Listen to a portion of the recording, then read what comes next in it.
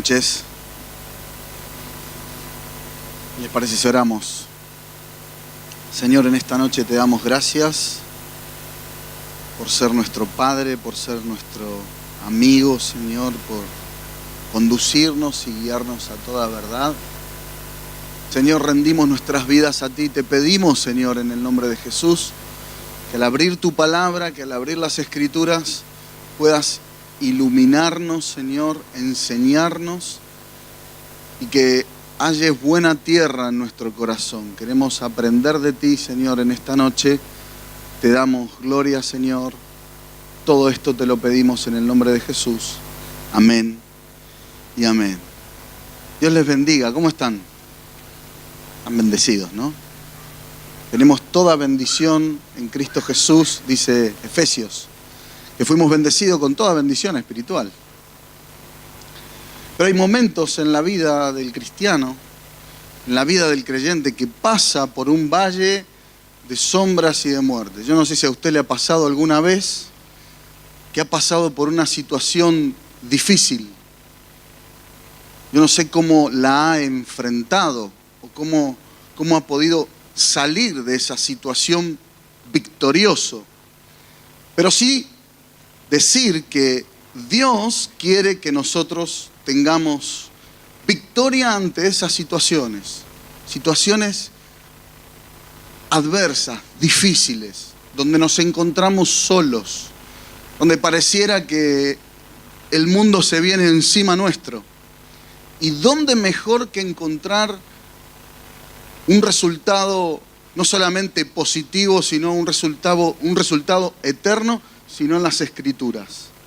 Por eso te animo a, en esta noche, poder abrir la palabra de Dios en el Evangelio de Marcos, capítulo 14, versículo 32 al 42. Nos encontramos en la noche donde Jesús tomó la mayor decisión de su ministerio. Nos encontramos en la noche de Getsemaní.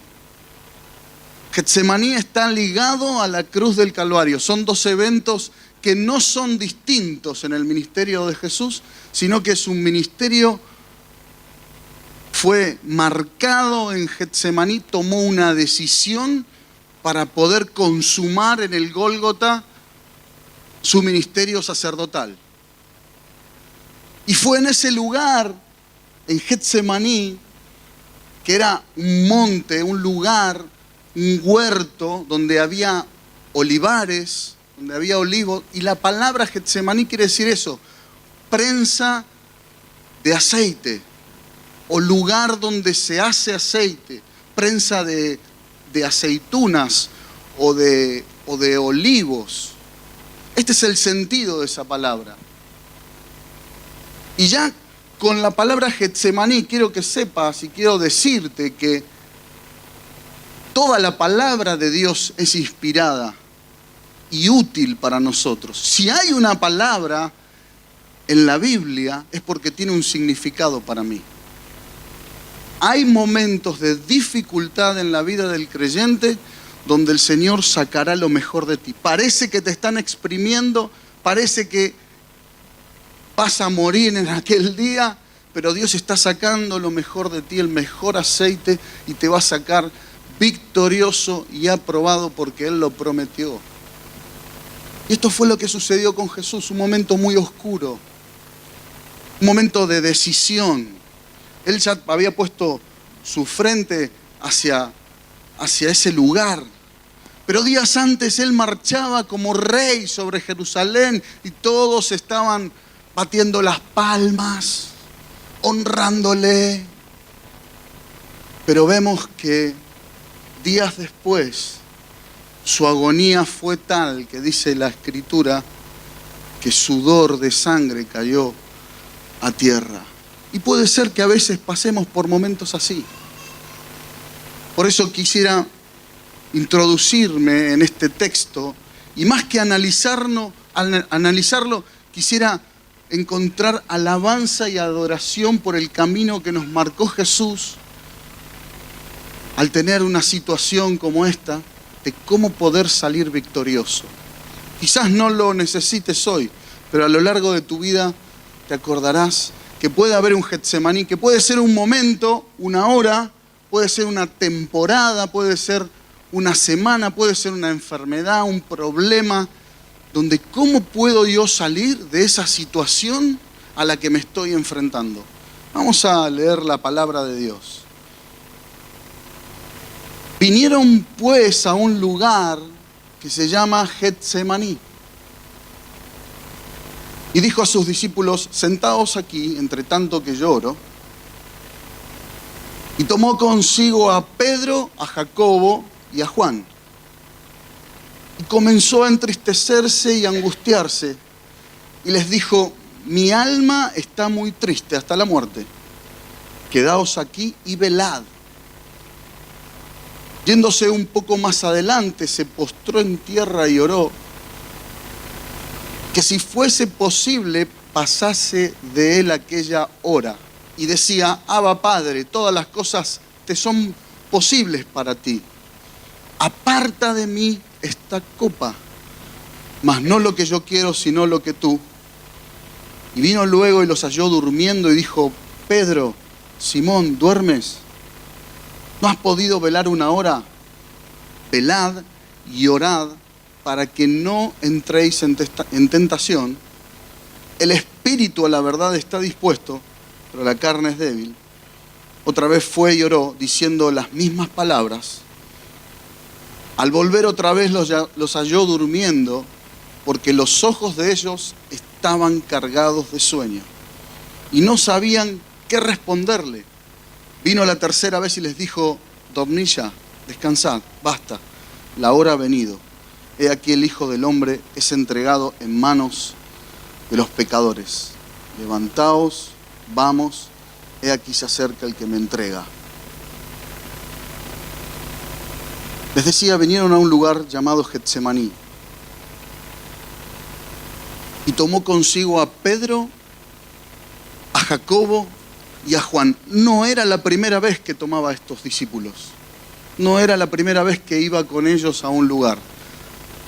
Si recordamos bien, ya habían pasado por momentos difíciles con Jesús, como la muerte de la hija de Jairo y su resurrección. Ahí estaban Jacobo, Pedro y Juan. También en el monte de la transfiguración, ellos también estaban ahí. Jesús quería dejar un mensaje bien claro de su agonía, resurrección y glorificación a estos tres discípulos. Y aquí tenemos una enseñanza también para nosotros.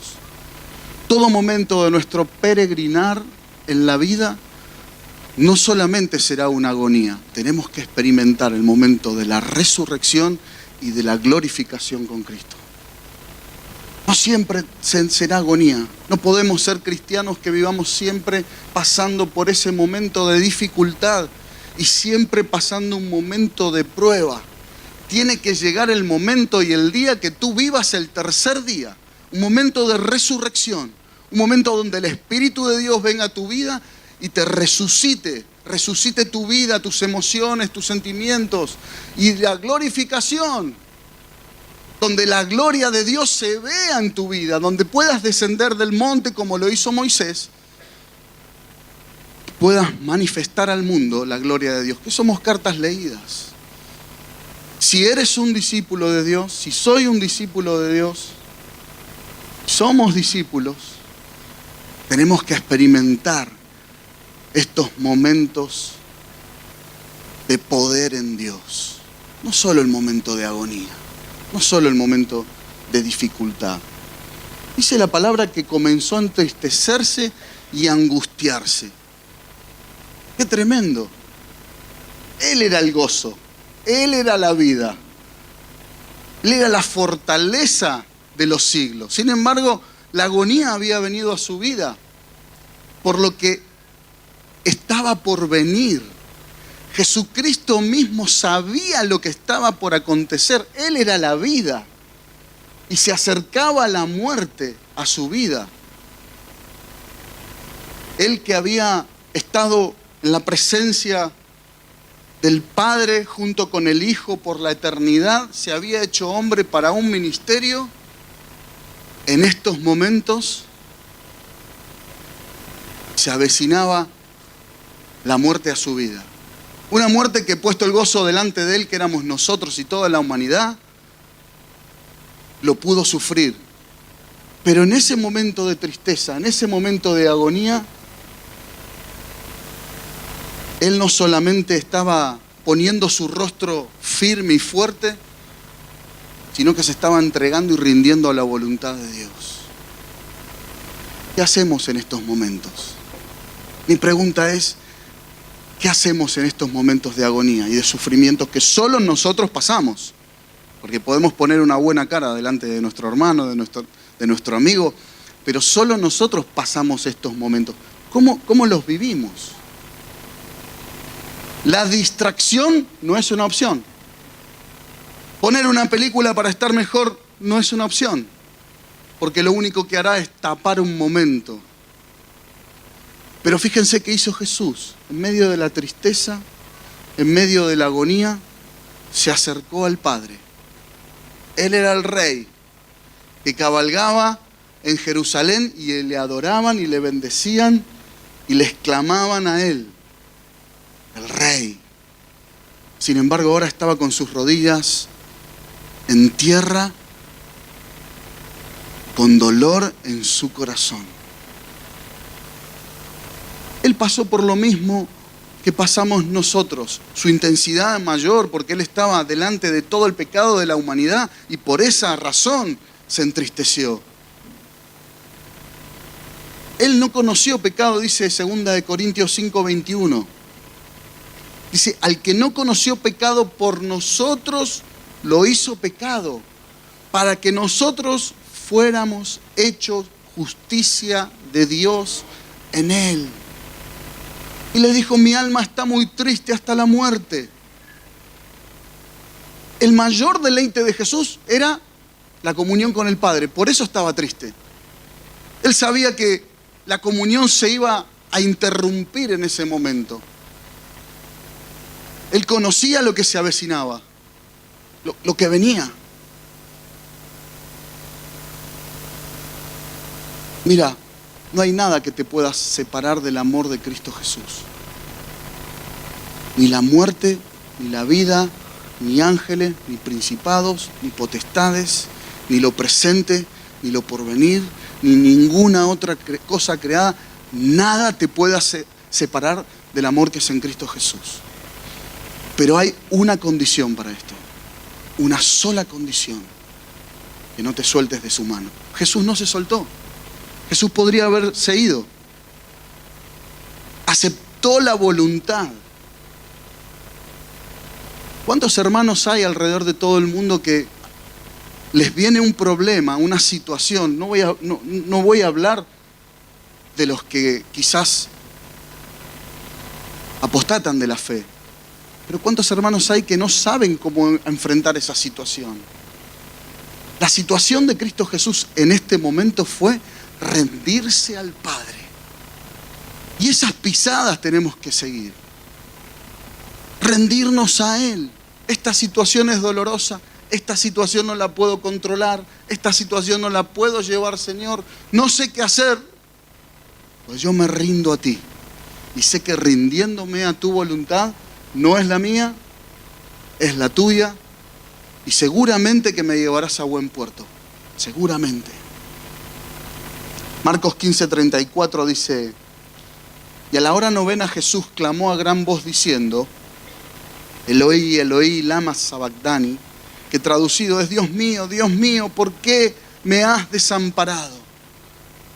El mayor dolor de Jesús en ese momento fue haberse separado. El Padre se separó de él. Porque toda la copa de la ira, toda la copa del dolor, todo el pecado cayó sobre Jesús. Y Dios no pudo verle. Dios no podía compartir ese momento con Jesús.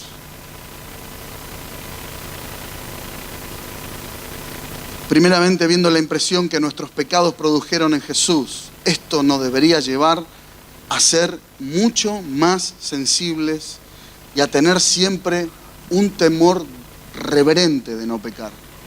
Al mirar esto que sucedió aquí en Getsemaní, al mirar a la cruz, nos deberíamos plantear y decir, en verdad padeció, mi Dios padeció por mí. ¿Vale la pena que yo peque deliberadamente? Lleve una vida tibia, liviana. No, debemos considerar también a nuestro gran Dios en su ministerio en ese lugar. Y Jesús le dice, quedaros quietos aquí y velad. Cuando Jesús se apartó para orar, hizo que sus discípulos se quedaran en un lugar aparte. Y les dijo, quédense aquí y velen. No era la primera vez que Jesús les decía que tenían que velar. Anteriormente, unos capítulos antes, vemos que Jesús les dice, velad y orad, porque no sabéis cuándo será el tiempo. Es como el hombre que yéndose lejos dejó su casa y dio autoridad a sus siervos y cada uno su obra. Y al ponerlo mandó que velase. Velad pues porque no sabéis cuándo vendrá el Señor de la casa, si al anochecer o a la medianoche, o al canto del gallo o a la mañana. Jesús estaba anunciando de lo que iba a venir y los quería poner en órbita y les quería decir, velen, oren. La iglesia de hoy, alrededor del mundo, muchos no velamos. Si veláramos, sabríamos lo que vendría y nos prepararíamos para ese momento. Velad es una actitud constante y continua de oración. Velad es permanecer tiempo en vela, en búsqueda. Necesitamos velar. No sabemos lo que va a acontecer mañana. Fíjense lo que pasó con Pedro. Él dormía junto con Jacobo, Juan. Y Jesús le dijo, velad y orad para que no entréis en tentación. Lo que aconteció inmediatamente después fue lo que Jesús les dijo.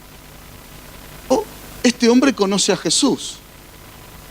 Este hombre le conoce, le reconozco en el hablar. No le conozco. Yo no le conozco. La tentación de negar a Jesús se apoderó de él por no velar. ¿No será que al atravesar estos valles de sombras y de muertes, necesitamos aprender a velar en oración, a madurar en esta parte de nuestras vidas, a poder experimentar la oración como un tiempo no de sacrificio, sino de comunión con Dios y de advertencia para nuestras vidas, para el momento que vendrá? Jesús lo dejó bien claro. Nosotros debemos también recibir esta exhortación de velar. La somnolencia de los discípulos, esa parece haber alcanzado a los cristianos de este tiempo. Fíjense, las reuniones de oración son las menos populares. Para sacar excusas somos los primeros. No tengo tiempo, no puedo. Este día no. Pero en realidad Jesús lo dejó bien claro. La carne, que ahora lo vamos a ver, es contra el espíritu. Los días martes no son los días de los más espirituales. No. Son los días de las personas que más luchan contra la carne. Mira, hermano, no que lo haya alcanzado. No que sea un ejemplo hoy. Pero dejemos que las Escrituras nos hablen de qué es lo que necesitamos para nuestras vidas. Qué es lo mejor para nosotros. Yéndose un poco adelante, dice que se postró en tierra y oró. Les decía que había entrado hacía un tiempo como el Rey, como el Señor. Pero en este momento Jesús se encuentra postrado, orando, clamando. ¿Han escuchado alguna vez? No, no importa la postura, no importa cómo te pongas de pie. Hay un momento en la vida del cristiano donde cuerpo, alma y espíritu se unen en búsqueda a Dios y en humillación. Tenemos aquí una respuesta de parte de Dios a cómo atravesar ese valle de sombras y de muerte. Dios quiere que te humilles, Dios quiere que yo me humille delante de Él y que me rinda a su voluntad. Cuando yo me rindo a su voluntad, viene su espíritu. Cuando yo me rindo a su voluntad, viene su presencia. Cuando yo me rindo a su voluntad, viene el poder de Dios sacudiendo todas las cosas y haciendo todas las cosas posibles.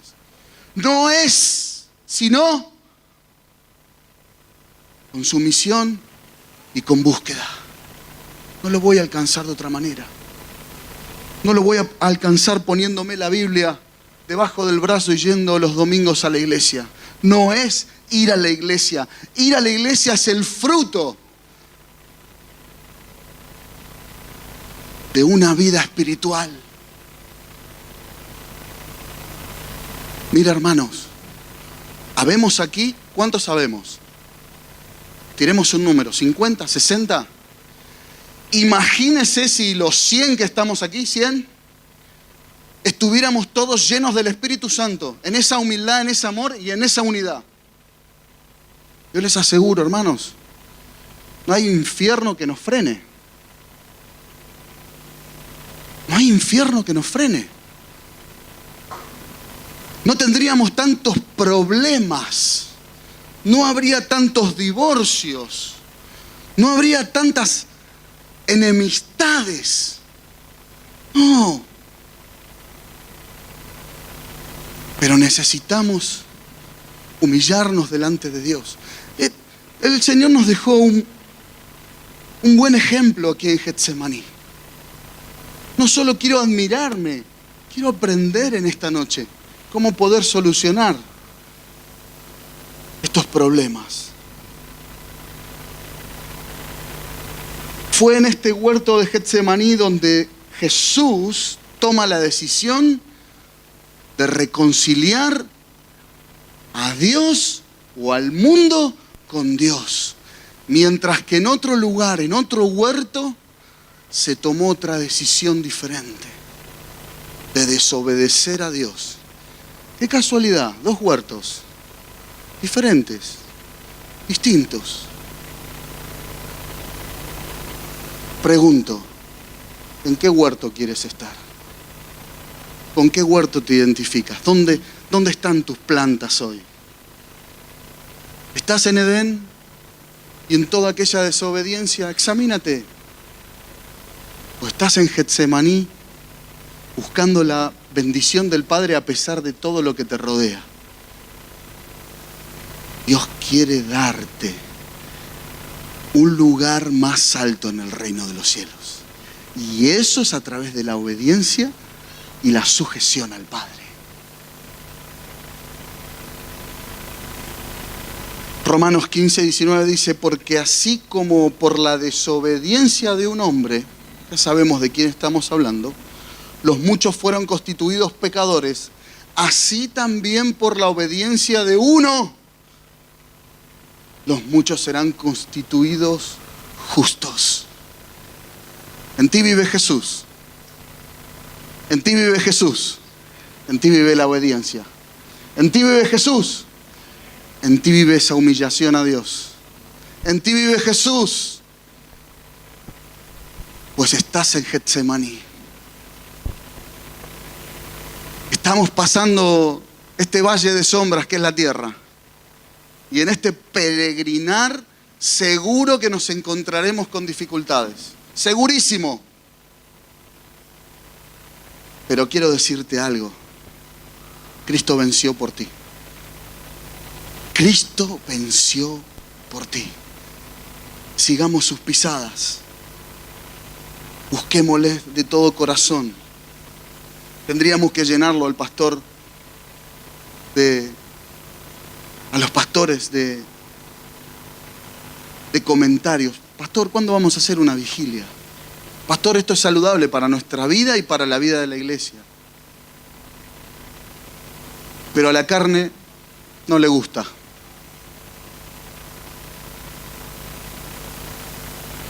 Miren lo que dice Hebreos acerca de esto.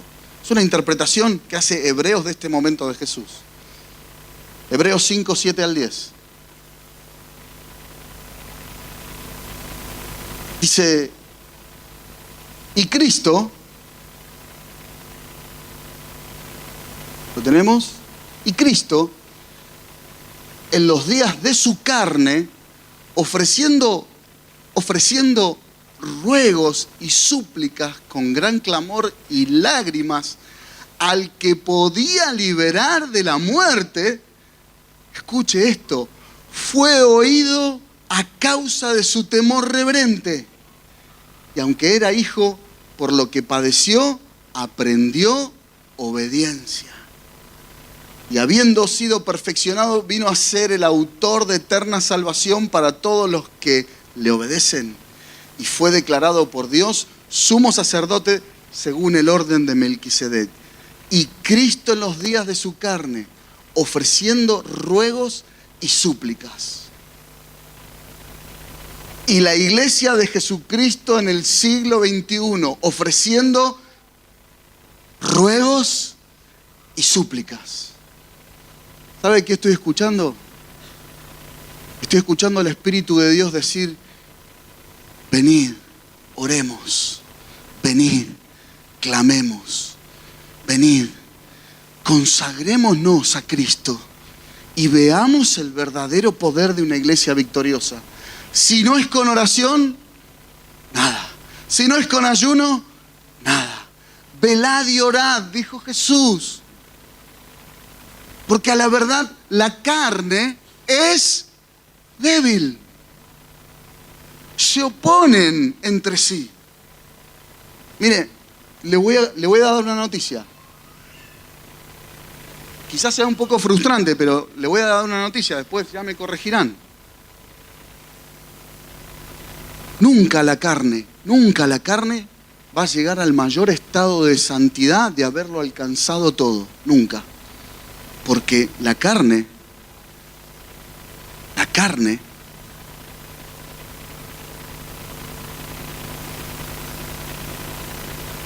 está condenada a hacer lo malo. Siempre va a haber una lucha constante. Vas a tener 80, 90 años y haber creído, haberlo alcanzado todo en Dios, pero siempre tendrás esa lucha. Por eso Jesús dice, velad y orad para que no entréis en tentación.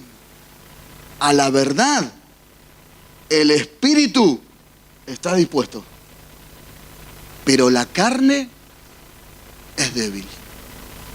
Es sencillo, pero profundo. Tenemos una enseñanza en Dios. Tenemos una enseñanza. Mira qué bonito si estás trabajando ahí con el hermano, ahí partiendo la comida. Oye, vamos a orar un poquito. Oye, mira si bajamos la radio un poquito y oramos. Mientras que estás trabajando con otro. Mira si oramos un poco. Necesitamos tomar el hábito de la oración, de la búsqueda continua, constante, como hizo Jesús.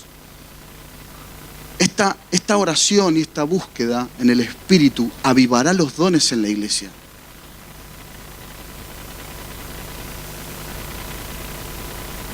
Necesitamos que esto suceda.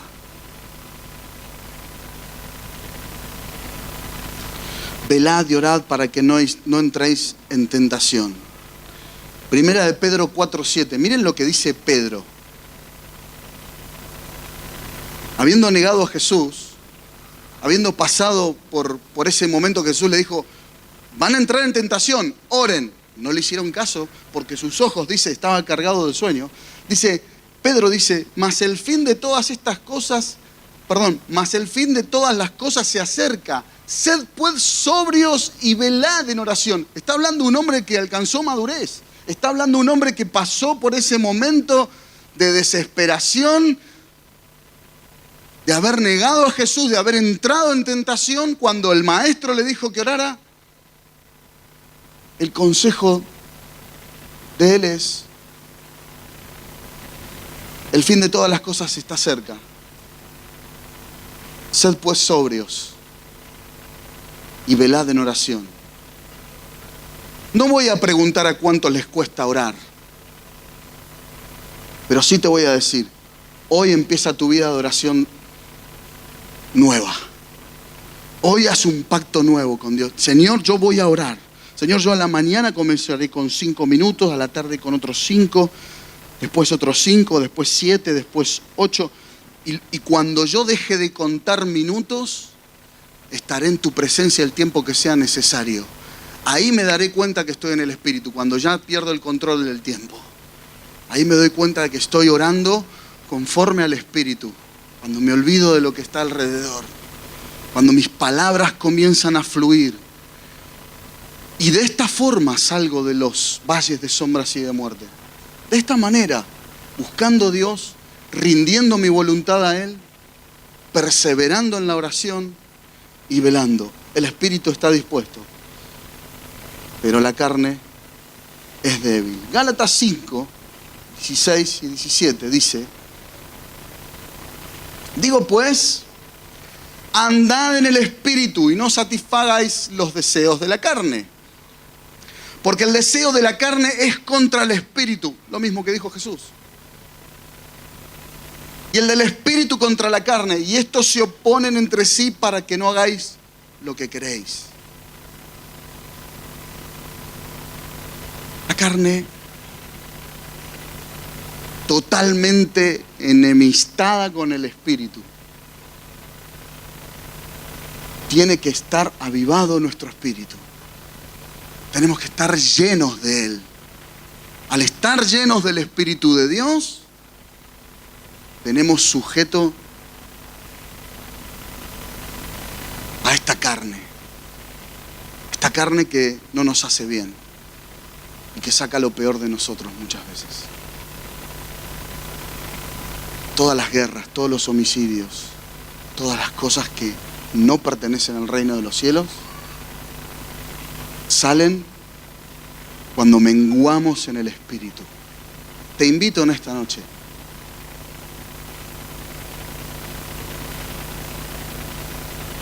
a que puedas hacer un pensamiento. Y este momento de Getsemaní no solo te lleve a una salida en tus momentos difíciles, como lo hizo Jesús, que rindió su voluntad al Padre, que se entregó a Él en oración, que diciéndole a Dios: si fuere posible, pasa de mí esta copa. El Padre le dijo no. Creo que fue la primera oración de Jesús, que el Padre le dijo no. Muchas veces no es lo que yo quiero, sino lo que me conviene y lo que tengo predestinado para mi vida.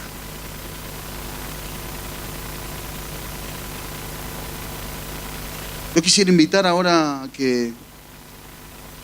No te quisiera invitar a que cierres tus ojos. Yo quiero pedirle a los músicos que pasen. Invitar a los que quieran tener un nuevo comienzo en su oración. Yo siempre quiero tener un nuevo comienzo en mi oración. Si tengo un tiempo de oración, siempre quiero más.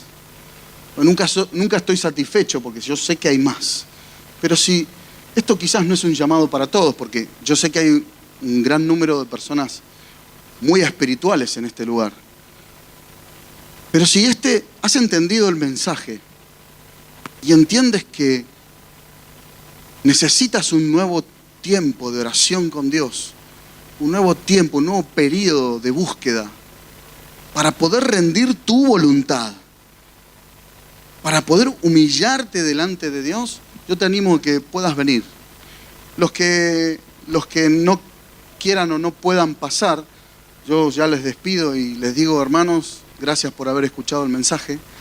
El Señor les bendiga y nos vemos en la bondad de Dios el día domingo. Pero aquellas personas que verdaderamente quieran tener un tiempo de oración, un nuevo comienzo con Dios en búsqueda para que la carne mengüe, yo te animo a que vengas acá con nosotros. Vamos a tener un tiempo de oración. Y yo también le voy a pedir a los pastores que puedan pasar y que puedan ayudarnos a orar. Es un tiempo de...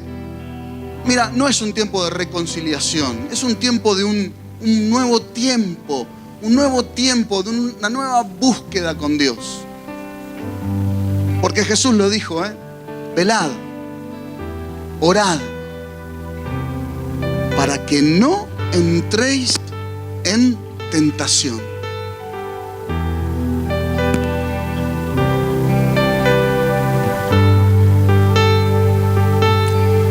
Denle lugar a los hermanos que están un poquito más atrás, que vienen.